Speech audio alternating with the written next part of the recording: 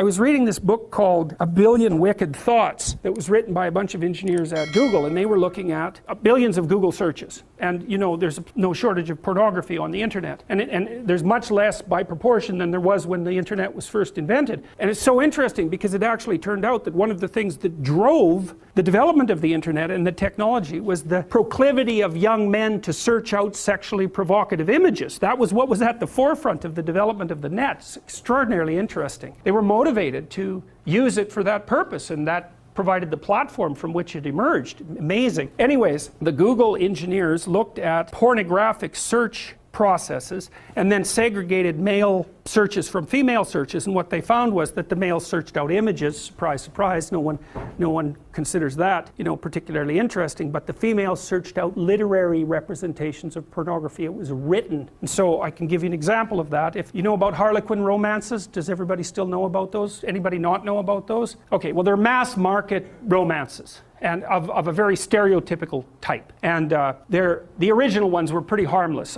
in terms of no violence and no real sexual contact. But that was 40 years ago, and they've differentiated tremendously, and now there's hardcore Harlequin romances, and with particularly garish covers, and then there's the old, you know, more tame, basic, sexless and aggressionless romances where everything is implied and not explicit, but the explicit ones exist. So they did a plot analysis of the typical pornographic female fantasy. Well, and it's so comical because engineers did this, and social scientists would never do this because they'd be probably too concerned about the ethics of it or some damn thing.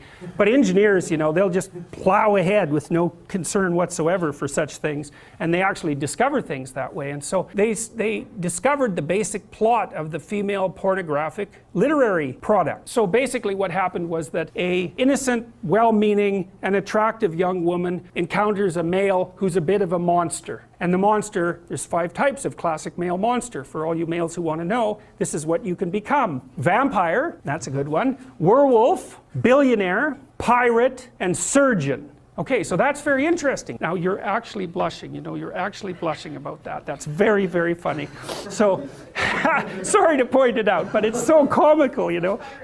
I know, it's so funny. I was reading this, it was just cracking me up. I thought, oh my God, really? Pirate, vampire, oh, that explains it. What about all these damn vampire shows, right? They're so popular online, they're so popular on Netflix. Oh yes, and then there's the werewolf. There's nothing sexier than a werewolf, apparently. But I mean, so there's predatory dominance that's implicit in that, right? With the billionaire, it's more abstract, but clearly that's an indication of very high success in the male dominance hierarchy. So, but there's this desire for aggression that's in that, a real aggression, right? And it's not surprising to me at all. It makes perfect sense. But the basic plot is that the woman encounters this mysterious and aggressive male and tames him. That's the female hero myth, as far as I can tell. It's Beauty and the Beast. And so it's because, well, there's no fun in taming someone who's already tame. And what makes you think you really want someone who's tame anyways? There's no interest in that. Plus, when chaos manifests itself, what makes you think that someone tame is going to be good for anything? And it's a real question. And so that aggression is absolutely vital. It's absolutely necessary.